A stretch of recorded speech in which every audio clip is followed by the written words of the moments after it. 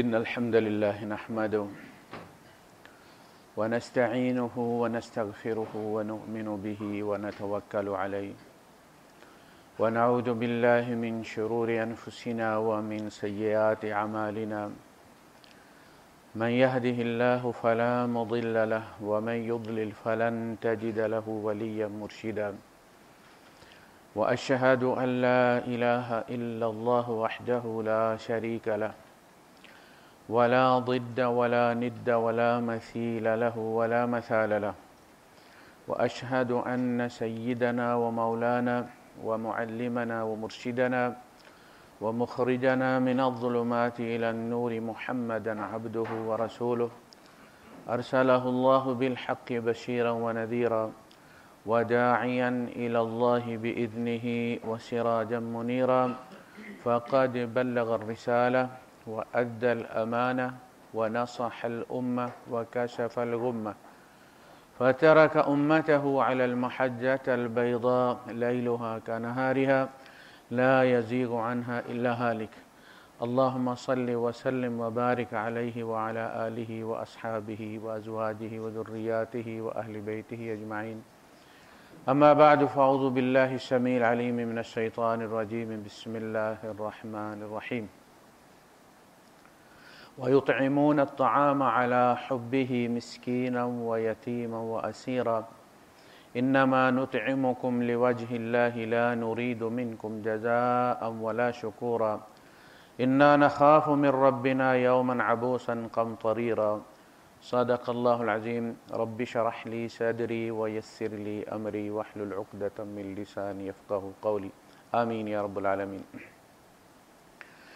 حضرت عائشہ صدیقہ رضی اللہ تعالیٰ عنہ سے کسی نے سوال کیا کہ رسول اللہ صلی اللہ علیہ وسلم کی سیرت کے بارے میں کچھ بیان کریں،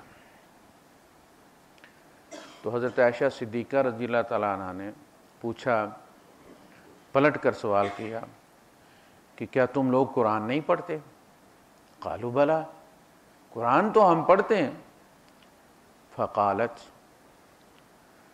پھر آپ نے کہا، کان خلقہ القرآن، یہ قرآن انہی کی سیرت بیان کر رہے ہیں، جو تم سے تقاضے ہیں وہ محمد رسول اللہ صلی اللہ علیہ وسلم میں موجود ہیں، اس لیے فرمایا لقد کان لکم فی رسول اللہ اسوۃ حسنہ۔ اور یہ چیزیں اعلان نبوت سے پہلے رسول اللہ صلی اللہ علیہ وسلم کے اندر موجود تھی، ایسا نہیں کہ بعد میں آپ نے اپنے اخلاق درست کیے، آپ نے اپنے اخلاق کی بنیاد پر اتمام حجت کی ہے۔ جب آپ کوئی صفحہ پہ کھڑے ہوئے ہیں تو آپ نے قرآن نہیں پیش کیا، اپنا آپ پیش کیا ہے، کیف وجدتمونی، تم نے مجھے کیسا پایا؟ اس سوال کے جواب پر دعوی نبوت کھڑا ہے۔ اس دن کوئی اٹھ کے کھوٹا کر دیتا، کوئی عیب لگا دیتا، کوئی کہتا ہمارے ساتھ خیانت کی ہے، ہمارا مال کھا گئے، جیسے مفتی مداربہ ہے، اربوں کھا گئے، اب یہ تبلیغ کے قابل ہیں؟ یہ تو اتمام حجت ہیں کافروں کے حق میں کہ میرے مولا ہم ان کی بات کیسے مانتے؟ تو آپ نے سوال کیا میرے اندر کوئی عیب، کوئی کمی کمزوری؟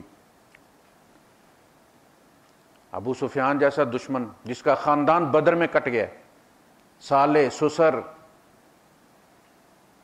مارے گئے، وہ کیسر کے دربار میں کھڑے ہو کے کہہ رہا ہے کہ ان میں کوئی عیب نہیں، کوئی عیب نہیں۔ دشمن بیان نہیں کر سکتا۔ تو ہم جو قرآن بیان کرتے ہیں وہ محمد صلی اللہ علیہ وسلم کی سیرت ہے، نعت ہے محمد رسول اللہ صلی اللہ علیہ وسلم کی، اس سے بہتر تعریف کوئی نہیں کر سکتا حضور کی جو قرآن نے کر دی۔ سماجی زندگی کے جتنے پہلو ہیں، جتنے تقاضے ہیں، وہ نبی کریم صلی اللہ علیہ وسلم کے اندر موجود ہیں۔ آپ شروع سے ایسے تھے۔ یہی بات حضرت خدیجہ رضی اللہ عنہا نے فرمائی کہ آپ تو کمزوروں کی مدد کرنے والے ہیں، یتیموں کی کفالت کرنے والے ہیں، وَتَحْمِلُ الْكَلْبَ، لوگوں کے آپ بوجھ اٹھا لیتے۔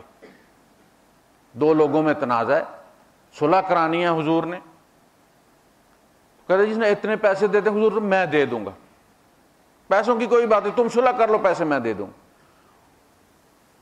یہ ہے کسی کا بوجھ اٹھا لینا. اس سلسلے میں انفاق اور اس انفاق کو دین کی پروموشن کے لیے استعمال کرنا، دین کی تبلیغ کے لیے استعمال کرنا. سہیل بن عمر رضی اللہ تعالیٰ عنہ بعد میں مسلمان ہوئے. جو معاہدہ طے کرنے کے لیے صلح حدیبیہ والا کفار کی طرف سے آئے تھے،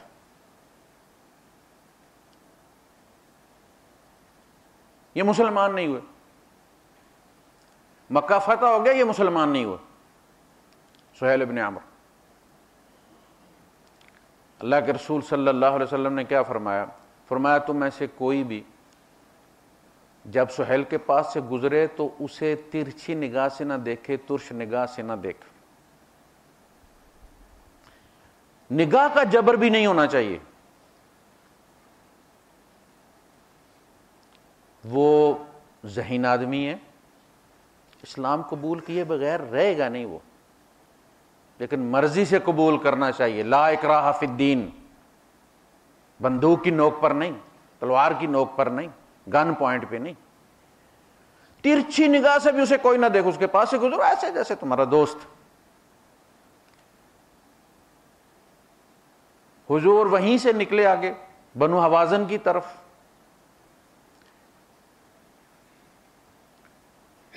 غزوہ حنین جسے کہتے ہیں، وہاں سے بہت سارا مال ہاتھ لگا. اللہ کے رسول صلی اللہ علیہ وسلم نے سہیل بن عمر کو حالت کفر میں اس مال غنیمت میں سے 100 اونٹ جو ہے وہ تحفے کے طور پہ دیے. بندہ ٹوٹ گیا، میں دشمنی کر رہا ہوں، میں رسالت کا انکار کر، رسالت کی سب سے بڑی توہین رسول کا انکار کرنا ہے، اس کی دعوت کا انکار کرنا. میں نہیں مانتا آپ اللہ کے رسول ہیں، اس سے بڑی توہین کیا ہو سکتی؟ تو کیا حضور نے اپنا رد کرنے والے سب لوگوں کو قتل کروانا شروع کر دیا تھا؟ کوئی مسلح گینگ بنا لیا تھا کہ جو میرا انکار کرے رات کو جاؤ اور اٹھاؤ اور مار دو، مسخ شدہ لاش اس کی ملنی چاہیے؟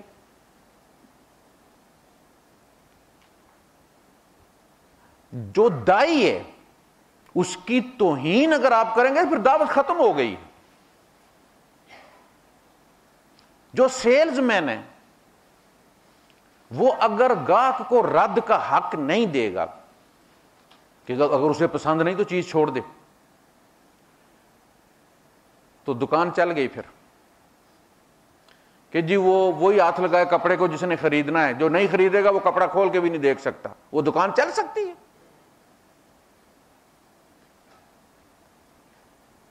تو جو دائی ہے، اور محمد رسول اللہ صلی اللہ علیہ وسلم قیامت تک انسانیت کی طرف اللہ کے رسول ہیں. وما ارسلناک الا کافۃ للناس بشیرا ونذیرا. آپ کے بعد کوئی رسول نہیں ہے. قیامت تک جو بھی پڑھے گا کلمہ محمد رسول اللہ صلی اللہ علیہ وسلم کا پڑھے گا. اب آپ اگر اس قدر متشدد ہو جائیں گے تو بات کیسے بنے گی؟ آپ کسی کے سامنے اپنے رسول کو بطور رسول پیش کرتے ہیں تو ساتھ حضور کی صفات بیان کریں گے، ہمارے نبی ایسے تھے، ہمارے نبی ایسے تھے، ہمارے نبی ایسے. کسی دن قبول کر لے. لیکن لوگ تو عام طور پہ دیکھتے ہیں کہ ہم کیسے ہیں. Trees known by its fruit. آپ درخت کو پہچانتے ہیں اس کے پھل سے. پھل میٹھا تو آپ کہتے ہیں یہ یار بیری بڑی میٹھی ہے. بیری میٹھی ہے اس لیے کہ اس کا پھل میٹھا ہے. اللہ پاک عیسیٰ علیہ السلام کے بارے میں فرما رہا وَجَعَلْنَا فِي قُلُوبِ الَّذِينَ اتَّبَعُوهُ رَأْفَةً وَرَحْمَةً. ہم نے اس کا اتباع کرنے والوں کے دلوں میں رافت اور رحمت رکھ دی. وہ آج بھی موجود ہے ان میں. آج بھی کیمپوں میں یہی پہنچتے ہیں ریڈ کراس والے نرسیں اور وہ گورے، جہاں جانے کے لیے لوگ قادیانی بن جاتے ہیں. لندن جانے کے لیے ایمان بیچ دیتے ہیں. وہ لندن والے آ کے ان کے ساتھ کتے اور بلیاں کھاتے ہیں کیمپوں میں. یہ رافت اور رحمت نہیں ہے؟ وہ جو ہم ہیں رحمت للعالمین کی امت، ہمارے دلوں میں کیوں نہیں ہے؟ اس کا مطلب ہے ہم نہیں ایمان رکھتے محمد رسول اللہ صلی اللہ علیہ وسلم، پیدائشی مسلمان ہیں، ہمارے اندر صفت کوئی نہیں۔ اللہ شرط بیان کر رہے ہیں، جو اپنے نبی کا سچا اتباع کرنے والا ہوگا اس کے دل میں بھی نبی کی صفات ہوں گی۔ وَجَعَلْنَا فِي قُلُوبِ الَّذِينَ اتَّبَعُوهُ رَأْفَةً وَرَحْمَةً، ہمارے اندر وہ رحمت اور رحمت کیوں نہیں؟ وَالَّذِينَ مَعَهُ أَشِدَّاءُ عَلَى الْكُفَّارِ رُحَمَاءُ بَيْنَهُمْ، محمد اکیلے ایسے نہیں ہیں، جو ان کے ساتھ ہیں وہ بھی دشمنوں کے لیے تو سخت ہیں لیکن آپس میں بڑے رحیم ہیں، رحماء بینہم۔ تو اس میں ایک انفاق بھی ہے۔ یہ اس پیرائے میں بات کر رہا ہوں، اس کا بیک گراؤنڈ یہ ہے کہ وہ ممالک برطانیہ ہے، امریکہ ہے، جہاں ہوم لیس جو لوگ ہیں وہ فٹ پاتھوں پہ بھی پڑے ہوتے ہیں، پارکس میں بھی ہوتے ہیں، وہاں سے کچھ دوست، کچھ خواتین یہ سوال کرتی ہیں کہ وہ ہم جب گزرتے ہیں تو یہ جو ہوم لیس ہوتے ہیں یہ بیچارے بھوکے بیٹھے ہوتے ہیں تو کیا ہم کمبل وغیرہ ان کو دے دیں سردی میں، اور کھانے کو کچھ دے دیں، یا کوئی کسی کے پاس سے ہم گزرے ہیں اور اسے بخار ہے تو کیا ہم اسے دوائی کے پیسے دے دیں، یا اگر اس کو وہاں سے ہم کلینک لے جائیں تو اس میں اجر ہے، یہ اچھی بات ہے۔ بھائی کیوں اچھی بات نہیں ہے؟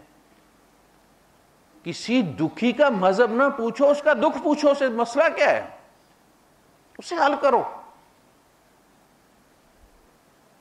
بھوکا اگر ہندو ہے، سکھ ہے، عیسائی ہے، یہودی ہے، اس کو کھلانے کا بھی یطعمون الطعام علی حبہ، اگر نیت اللہ کو خوش کرنے کی ہے، وہ جیسا بھی ہے، لیکن ہے تو اللہ کی مخلوق، اللہ نے پیدا کیا نا، اور جان کر اسے نے پیدا کیا کہ یہ مسلمان نہیں ہوگا، یہ ہندو رہے گا، یہ عیسائی، پیدا کر دیا نا اس نے،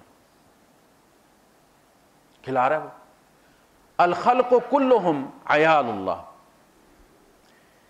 ساری مخلوق اللہ کا کنبہ ہے، پال رہا ہے۔ ایک کنبے میں نیک بھی ہوتے ہیں، بد بھی ہوتے ہیں، لائق ہوتے ہیں، نالائق ہوتے ہیں، اونچے ہوتے ہیں، چھوٹے ہوتے ہیں، پتلے ہوتے ہیں، موٹے ہوتے ہیں، کنبے میں ہر صرف کے لوگ ہوتے ہیں نا، یہی مخلوق ہے، نیک بھی ہیں، بد بھی ہیں، اس کے نافرمان بھی ہیں، اس کے تابع دار بھی ہیں، اس کے ڈر سے رونے والے بھی ہیں، بے خوف بھی ہیں، لیکن کنبہ اسی کا، رزق اسی کے ذمہ ہے۔ الخلق کلہم عیال اللہ، ساری مخلوق اللہ کا عیال ہے، یعنی اللہ نے ان کو پالنا ہے۔ وَأَحَبُّكُمْ إِلَى اللَّهِ أَنفَعُكُمْ لِعَيَالِهِ، اور اللہ کو تم میں سے سب سے زیادہ محبوب وہ ہے جو اس کے عیال کے لیے زیادہ نفع رساں، زیادہ فائدہ دینا، کوئی بھی ہو اس میں۔ حضرت صفیہ رضی اللہ تعالیٰ عنہ نے، ام المومنین، اپنی وفات سے پہلے اپنی جائیداد میں سے اپنے بھانجے کے لیے اس وقت 1 لاکھ یا 2 لاکھ درہم انہوں نے وصیت کی کہ یہ میرے بھانجے کو دے دینا۔ بھانجا یہودی تھا، حضرت صفیہ رضی اللہ تعالیٰ نے پہلے یہودی تھی، یعنی خالہ ام المومنین، بھانجا ابھی تک یہودی ہے، کوئی جبر نہیں ہے، کوئی پھانسی پر نہیں لٹکایا، کوئی دھماکے میں نہیں اس کو اڑایا، ٹھیک ہے یہودی ہے، جزیہ دے دیتا ہے، اللہ خیر سلام، رشتہ دار ہے رسول اللہ صلی اللہ علیہ وسلم کا، حضرت صفیہ کے رشتے سے۔ ہمارے مولویوں نے یہ کہا کہ جی کافر کو نہیں مل سکتا، پہلے کہتے کافر کا بھی وارث نہیں مسلمان ہو سکتا، لیکن بعد میں تبدیل کیا گیا۔ اچھا جب یہ فوت ہو گئیں ام المومنین حضرت صفیہ رضی اللہ تعالیٰ عنہ، تو اب صحابہ نے آنا کانی شروع کر دی ان کے بانجے کو وہ 2 لاکھ درہم دینے میں۔ بھائی کافر ہے، یہودی ہے۔ حضرت عائشہ صدیقہ رضی اللہ تعالیٰ نے فرمایا اللہ کا خوف کرو اور جو انہوں نے کہا وہ ادا کرو۔ یہ شریعت میں یہ جو بعد میں پابندیاں آئیں کہ ہم ہی نیرے اللہ کے بندے اور باقی کسی کو جینے کا حق نہیں، یہ بہت بعد میں آئی. سب کو جینے کا حق ہے، جتنا ٹائم اللہ نے دیا ہے اتنا ٹائم گزار کر مرنے کا اس کو حق ہے. اس کے بعد اتمام حجت ہو جائے گا، قیامت کے دن اللہ خود پوچھ لے گا، کیس چلے گا، اسے دفاع کا پورا حق دیا جائے گا. ایون کہ اگر کوئی اپنے نبی پر بھی الزام لگانا چاہتا ہے تو ٹھیک لگا دے. فَلَنَسْأَلَنَّ الَّذِينَ أُرْسِلَ إِلَيْهِمْ وَلَنَسْأَلَنَّ الْمُرْسَلِينَ، جن کی طرف بھیجے گئے ہیں ان سے بھی سوال ہوگا، اور جن کو بھیجا گیا ہے ان سے بھی سوال ہوگا. اگر کوئی کہے گا کہ اتمام حجت نہیں ہوا، ہم ان کی اس بات سے مطمئن نہیں ہیں، تو رسول کو کہا جائے گا آپ روسٹرم پہ تشریف لائیے، آپ کی امت دعوت اعتراض کر رہی ہے، سوال کا جواب دیجئے. یا عیسی ابن مریم اانت قلت للناس اتخذونی وامی الہین من دون اللہ، یہ آپ کی قوم کیا کہہ رہی ہے کہ عیسیٰ میں یہ تعلیم دے کر گئے تھے کہ مجھے اور میری ماں کو بھی اللہ کے علاوہ خدا بنا لو. انت قلت، کہ آپ نے کہا تھا. اب جج جانتا ہے. قال سبحانک، عیسیٰ علیہ السلام کہیں گے اللہ پاک تو پاک ہے کس سے کہ تجھے کسی چیز کا علم نہ ہو، تو جانتا ہے. لیکن یہ عدالت کی مجبوری ہے، یہ رولز ہیں، آپ کو جواب دینا ہے. آپ کی طرف سے خدا جواب نہیں دے گا، رسول کو خود جواب دینا ہے. ما قلت لهم الا ما امرتنی بہ، میں نے اس کے سوا کچھ نہیں کہا. تو رسول پہ بھی لوگ انگلی اٹھائیں گے، ان سے بھی پوچھا جائے گا. لیکن یہ سارے فیصلے آخرت میں ہوں گے. دنیا میں آپ اندازہ کریں ہمارا کردار کتنا ہلاکت خیز ہے. موسیٰ علیہ السلام کو اللہ نے بھیجا، اللہ کو پتا تھا فرعون ایمان نہیں لائے گا، لیکن اللہ یہ چاہتا تھا کہ فرعون اپنے کو کافر مرنے کا الزام موسیٰ پر لگائے نہ قیامت کے دن، موسیٰ پر انگلی نہ اٹھے. فرمایا تم اپنے رویے سے اس کو کوئی بہانہ فراہم مت کر دینا کہ وہ قیامت کے دن کہہ کہ اللہ پاک نے بات ہی ایسے کہی ہے کہ میرا دماغ پھر گیا. قولا لہ قولا لینا، نرمی سے بات کرنی ہے تم دونوں نے. یہ سمجھ کے کہ میں اللہ کا رسول ہوں اور میرا بڑا رتبہ ہے، اور اس کو جا کے تحقیر کے ساتھ چوڑا سمجھ کے نہ تم کرنا اس کے ساتھ. قولا لہ قولا لینا، نرمی سے بات کرنی. ہمارا کردار اس قابل ہے کہ تمام حجت ہو. ہماری وجہ سے کافر قیامت کے دن چھوٹ جائیں گے. انہوں نے نبی کریم صلی اللہ علیہ وسلم کو نہیں دیکھا، وہ ہم کو دیکھ رہے ہیں. ہم تعارف ہے محمد رسول اللہ صلی اللہ علیہ وسلم کا. جب ہم دودھ میں ملاوٹ کرتے، صرف قوم کے ساتھ دغا نہیں کرتے، دین کے ساتھ بھی دغا کرتے ہیں. نبی کی رسالت کو بھی ہم کوتھرا کر دیتے ہیں، اس کو بھی داغدار کر دیتے ہیں کہ اللہ ہمارے پاس جو لوگ آئے تھے ان کی کوئی ایک نمبر چیز تھی نہیں، ہر دو چیز دو نمبری تھی. ہم کیسے ان کی بات مان لیتے؟ تو میں آپ کو یہ بات اپنی صمیم قلب سے یہ بات کہہ رہا ہوں. میری یہ کنوکشن کہ کافر ہماری وجہ سے چھوٹ جائیں گے، ہمارے کردار کی وجہ سے. اتمام حجت نہیں ہوگا. رافی کے ضعیف ہونے سے نبی کا قول ضعیف ہو جاتا ہے. صرف الزام لگ جائے تو متہم بالکذب ہوگا. صرف الزام لگا اس پر جھوٹ کا، روایت ضعیف ہو جاتی. تو ہمارا تو سب کچھ ثابت شدہ ہے. میں ہمیشہ کہتا ہوں کہ جنٹا سین آپ لیں گے تو جرمنی کا لیں گے، پاکستان کا نہیں لیں گے. آپ کو پتہ ہے اس میں پانی بھی ہو سکتا ہے. یہ ثبوت ہے کہ ہمیں خود پتہ ہے کہ ہمارا کردار کیا ہے. تو انفاق، اس میں کسی کا مذہب نہیں پوچھتے، اس کی حالت دیکھتے.